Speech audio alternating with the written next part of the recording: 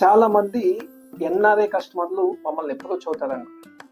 అయితే చాలా మంది అప్రోచ్ అవుతారు యుఎస్ నుంచి, యూకే నుండి, సౌత్ ఆఫ్రికా నుండి, యుఏఈ యునైటెడ్ అరబ్ ఎమిరేట్స్ నుంచి చాలా మంది మాకు కమ్యూనికేట్ చేస్తారు. కానీ లాస్ట్ మూమెంట్ అంటే ప్రాజెక్ట్ డీటెయిల్స్ తీసుకుంటారు, లొకేషన్ తీసుకుంటారు, వీడియో కాల్స్ చేయించుకుని ఆ లొకేషన్ మొత్తం మాకు చూపించమంటారు. అవి కూడా జరుగుతాయి. కానీ లాస్ట్ మినిట్ ప్లాట్ బుక్ చేసుకోవాలి అనే టైంకి వచ్చేసరికి బుకింగ్ అనేది జరగదండి. తర్వాత వాళ్ళు ఫోన్ లిఫ్ట్ చేయడం కూడా మానేస్తారు, మెసేజ్కి రెస్పాండ్ కూడా అవ్వదు. దీనికి రీజన్ ఏంటో తెలుసా అండి? 2 రీజన్స్ అండి. సో ఆ రీజన్స్ మీకు చెప్తాను. అలాగే ఆ తప్పు మీరు చేస్తుంటే దాన్ని ఎలా ఓవర్కమ్ చేయాలో కూడా మీకు చెప్తాను నేను. ఫస్ట్ రీజన్ అండి, మేమెవరో మీకు తెలియదు. సో కంప్లీట్గా ట్రస్ట్ చేయలేదు మమ్మల్ని. అప్పుడు ఏం చేస్తారు అంటే, మీరు మీ ఫ్రెండ్స్ లేదా మీ కొలీగ్స్ లేదా మీ కాలేజ్ మేట్స్ వాళ్ళు ఎవరన్నా ఈ హైదరాబాద్ లొకేషన్లో ఉంటే మీరు వాళ్ళని కమ్యూనికేట్ చేస్తారు. ఏంటి అంటే, పలానా ప్లేస్లో ప్లాట్ కొనుక్కోవచ్చా లేదా అని.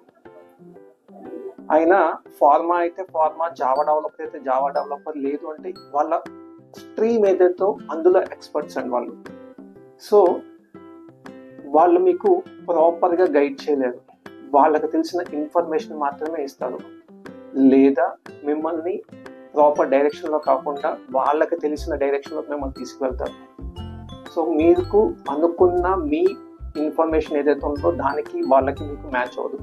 ఒకవేళ మ్యాచ్ అయినా ఆ రాంగ్ డైరెక్షన్లో, రాంగ్ ప్లేస్లో ఇన్వెస్ట్ చేస్తూ ఉంటారు, ఎందుకంటే వాళ్ళు ఎక్స్పర్ట్స్ కాదు కాబట్టి. అయితే దీన్ని ఎలా ఓవర్కమ్ చేయాలి అన్నది కీ పాయింట్. అది మీకు నేను గైడ్ చేస్తాను. 2 పాయింట్స్ అండి. 2 పాయింట్స్ అందులో మీరు కన్సిడర్ చేసిన ఫస్ట్, మీకు మీరుగా అనలైజ్ చేసుకోగలగాలి. సో ఎలా అనలైజ్ చేసుకోవాలో చెప్తాను. ఆ 2 పాయింట్స్. ఫస్ట్, మీరు ట్రావెల్ చేద్దాం అనుకుంటున్న కంపెనీ హిస్టరీని చూడండి.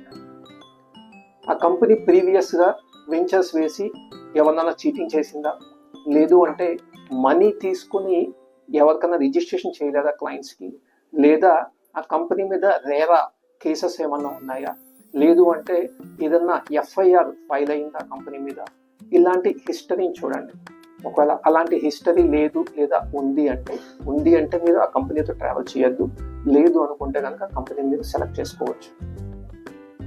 సెకండ్, ఇంపార్టెంట్లీ, మనకి పలానా ప్లేస్లో ఇన్వెస్ట్ చేయాలా లేదా అన్నది తెలియాలి. అక్కడ ఇన్వెస్ట్ చేస్తే హై రిటర్న్స్ వస్తాయా రాదా, కరెక్ట్ ప్లేసా కాదా అన్నది.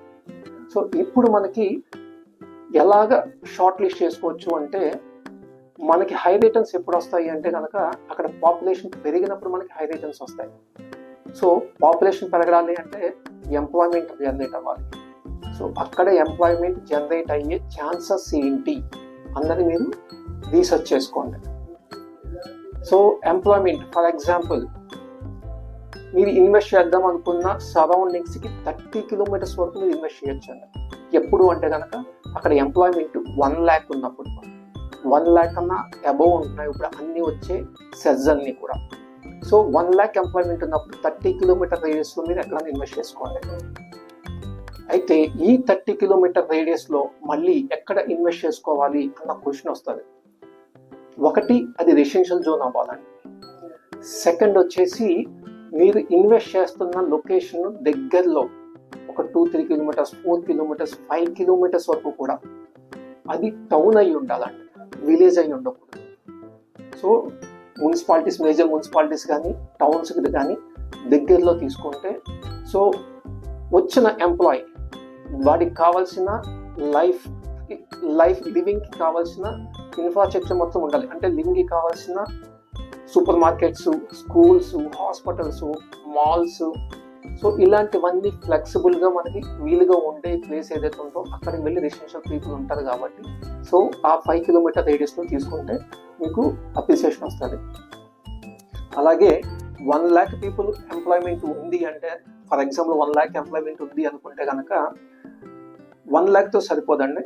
1 lakh పీపుల్ వచ్చినప్పుడు వాళ్ళ డిపెండెంట్స్ కూడా వస్తారు.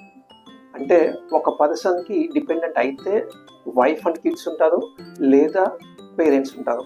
అంటే ఒక పర్సన్ వస్తే మీకు మినిమం 3 people అనేది వస్తారు. సో పాపులేషన్ పెరుగుతుంది. 1 lakh ఇంటూ 3 అని తీసుకుంటే కనుక మీకు 3 lakh ఉంటుంది. అంటే 1 lakh plus dependence 3 lakhs plus మనకి ఇండైరెక్ట్ జాబ్స్ అనేవి కూడా క్రియేట్ అవుతాయండి. అంటే పాలు అమ్మేవాడు, పూలు అమ్మేవాడు, వెజిటేబుల్స్ వాడు, లేదు అంటే అక్కడ కన్స్ట్రక్షన్ చేస్తాను కదా వచ్చే వాళ్ళు ఉంటారు, డాక్టర్స్ ఉంటారు, మాల్స్లో వర్క్ చేసే వాళ్ళు ఉంటారు, హాస్పిటల్స్ వస్తాయి అక్కడ వర్క్ చేసే వాళ్ళు ఉంటారు. ఇలాగ ఇండైరెక్ట్ జాబ్స్ కూడా అక్కడ జనరేట్ అవుతాయి. సో ఇండైరెక్ట్ జాబ్స్ ఎప్పుడైనా సరే ఒక 1 lakh ఉంది అంటే కనుక లీస్ట్ మినిమం మీరు 2 times వేసుకోవాలి. అంటే 2 lakh ఎంప్లాయ్మెంట్, ఇండైరెక్ట్ ఎంప్లాయ్మెంట్ ఉంటుంది. So 1 lakh employment, 3 lakh dependents, 2 lakhs వచ్చేసి ఇండైరెక్ట్ జాబ్స్. సో టోటల్గా 6 lakh పీపుల్ వస్తారనమాట. సో ఈ 6 lakh పీపుల్ ఎక్కడ వస్తారో తెలుసుకొని దానికి సరౌండింగ్స్లో మీరు ఎక్కడన్నా ఒక టౌన్కి దగ్గరలో ఇన్వెస్ట్ చేసుకుంటే కనుక మీకు హై రిటర్న్స్ వస్తాయి. సో మీరు ఎవరి మీద డిపెండ్ అవ్వకుండా మీకు మీరుగా అనలైజ్ చేసుకొని మీరు ఇన్వెస్ట్ చేసుకోవచ్చు. ఇది ముఖ్యంగా మీ ఎన్ఆర్ఐస్ కోసం మాత్రమే. థ్యాంక్ యూ అండి. మీకు మీ ప్లాట్ కావాలి అనుకుంటే, ఇన్వెస్ట్మెంట్ ప్లాట్ కావాలి అనుకుంటే కనుక నన్ను కాంటాక్ట్ చేయండి. మూర్తి కోట్ల రేరా సర్టిఫైడ్ కన్సల్టెంట్.